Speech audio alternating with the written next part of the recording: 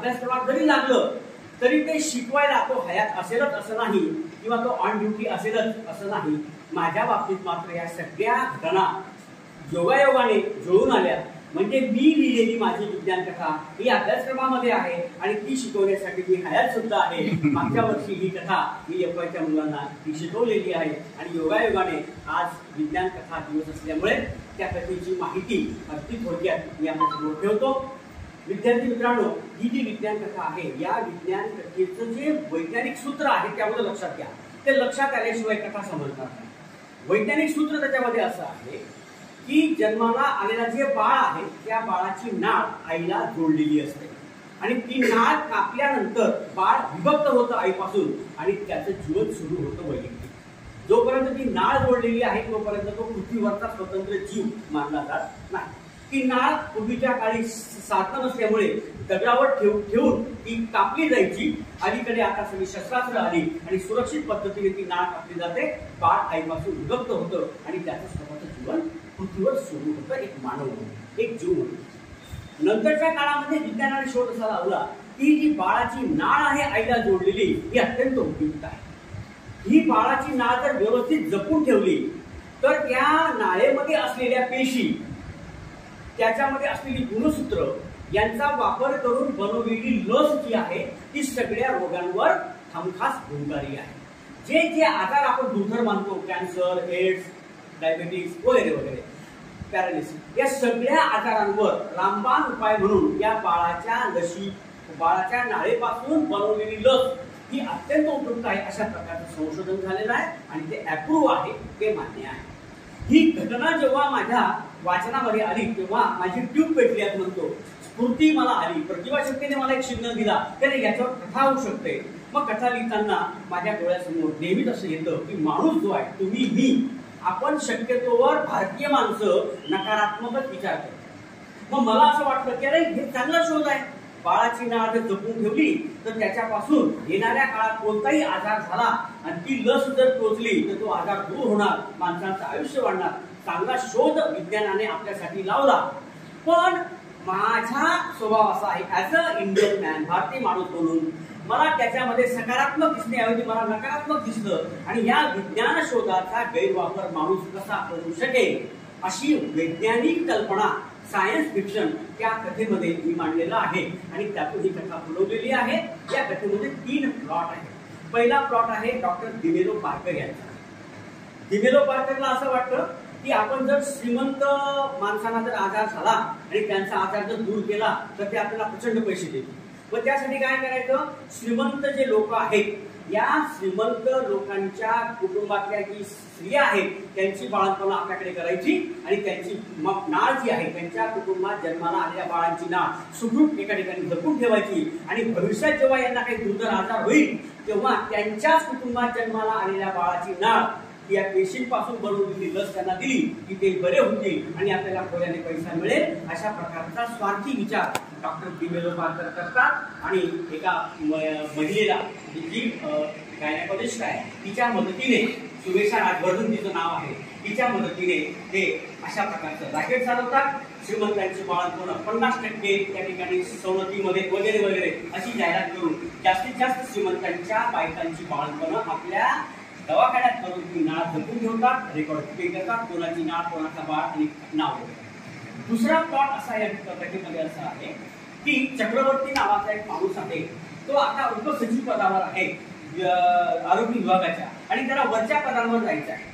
मग आता नेमकं काय करायचं, काय केलं पाहिजे की आपली वरच्या पदावर बढती होईल. नेमका त्याच काळामध्ये हायड्रीन स्ट्रोम नावाचा एक आजार, सागरी आजार जन्माला आला. कोरोना जन्माला आला ना, मानव निर्मित आजार, तसा एक सागरी जीवांपासून झालेला एक दुर्मिळ आजार येतो आणि लोकांचं आयुष्य अवघे 14 महिन्याचं होतं.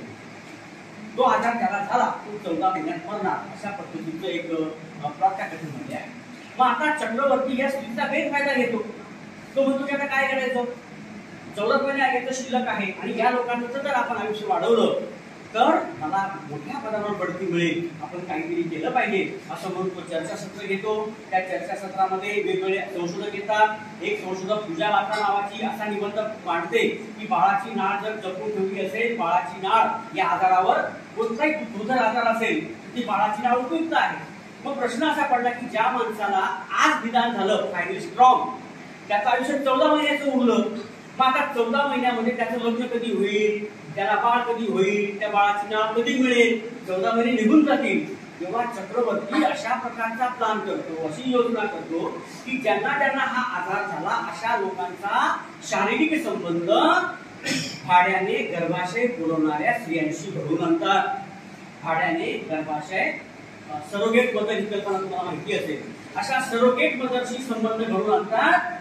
9 महिन्यामध्ये बाळ जन्माला येतं, त्या बाळाची नाळ जपून ठेवतात आणि मग त्या बाळाला नष्ट करतात. त्या बाईने जन्म दिला, गर्भाशय पुरवलं, त्या बाईला पैसे देतात, मोबदला देतात आणि त्या मारून टाकलेल्या बाळाची नाळ जपून ठेवतात आणि ती नाळ त्या माणसाला त्या लशीद्वारे दिली जाते आणि फायनली स्ट्रॉंग आजार झालेला माणूस चांगला होतो, बरा होतो, त्याचा आजार बरा होतो. अशा पद्धतीने विज्ञानाने लावलेला जो बाळाच्या नाळेचा शोध आहे त्याचा दुसरा गैरवापर दिमेरो पार्कर प्रमाणे चक्रवर्ती करतो आणि वरच्या पदावर जाण्यासाठी प्रयत्न करतो.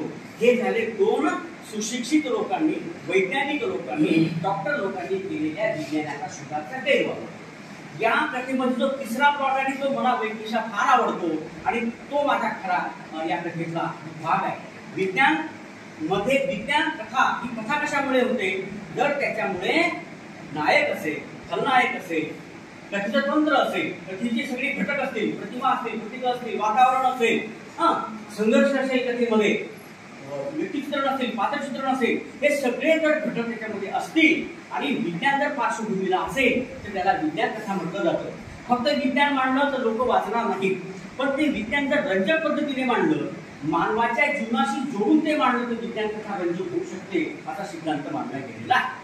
सोबत जावडेकरांनी तो मांडलेला आहे. विज्ञान कथा ही आधी मानवाची कथा असते असं त्यांचं एक वाक्य फार महत्वाचं आहे. तेव्हा या कथेमध्ये संजय चव्हाण नावाचं कुटुंब आहे बापू. त्यांना 2 मुलं आहेत, मोठा मुलगा आणि एक लहान मुलगा. हा जो मोठा मुलगा आहे दिलीप चव्हाण, त्याला एक बंटी नावाचा एक मुलगा आहे आणि तो आपल्या पद्धतीने जीवन जगतो आहे. दुसरा जो मुलगा आहे जितेंद्र चव्हाण आणि त्याची बायको भावना चव्हाण, हा जर्मनीला राहतो आपल्या बायकोसोबत आणि त्याला पण एक मूल आहे. काही दिवसांनी काय होतं, हा जो मोठा मुलगा आहे दिलीप, त्याच्या बंटी नावाच्या मुलाला दुर्धर आजार होतो आणि तो काही दिवसांनी मरणार अशा प्रकारचं त्या ठिकाणी दिल्लीच्या हॉस्पिटलमध्ये निदान केलं जातं. कुटुंबाला प्रचंड शॉक बसतो, आपलं मूल मरणार. किंवा तिथी डॉक्टर असं म्हणतो की या आजारावर एकच उपाय आहे, जर तुमच्या कुटुंबामध्ये जन्माला आलेल्या एखाद्याची बाळाची नाळ जर जपून ठेवली असेल तर त्या नाळेचा थोडासा तुकडा आणला तर त्याच्यापासून इंजेक्शन तयार करून जर या बाळाला दिलं, दिलीप चव्हाणच्या मुलाला, तर तो वाचू शकेल. तुमच्या कुटुंबात जर कुठे नाळ असेल तर ती शोधा असं सांगितलं आणि दिलीप चव्हाणांची ट्यूब पेटली. मग त्यांना आठवलं साखरीचा प्राध्यापक आपला व्याही आहे, त्यांची मुलगी भावना आपल्या जितेंद्र नावाच्या मुलाची बायको आहे, आपली सून आहे आणि त्या आपल्या मुलाचा सासरा प्राध्यापक विज्ञानाचा असल्यामुळे त्याच्यामध्ये प्रचंड जागृती होती आणि त्याने आपल्या जावयाची, आपल्या मुलीला झालेल्या बाळाची नाळ बेंगलोरच्या त्या एका लॅबमध्ये सुरक्षित जपून ठेवलेली आहे.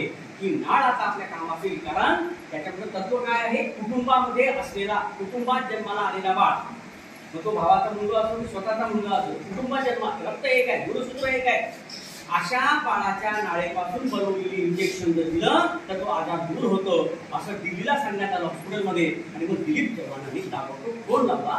तो फोन उचलला भावना नावाच्या सुनेने, ती खोटं बोलली.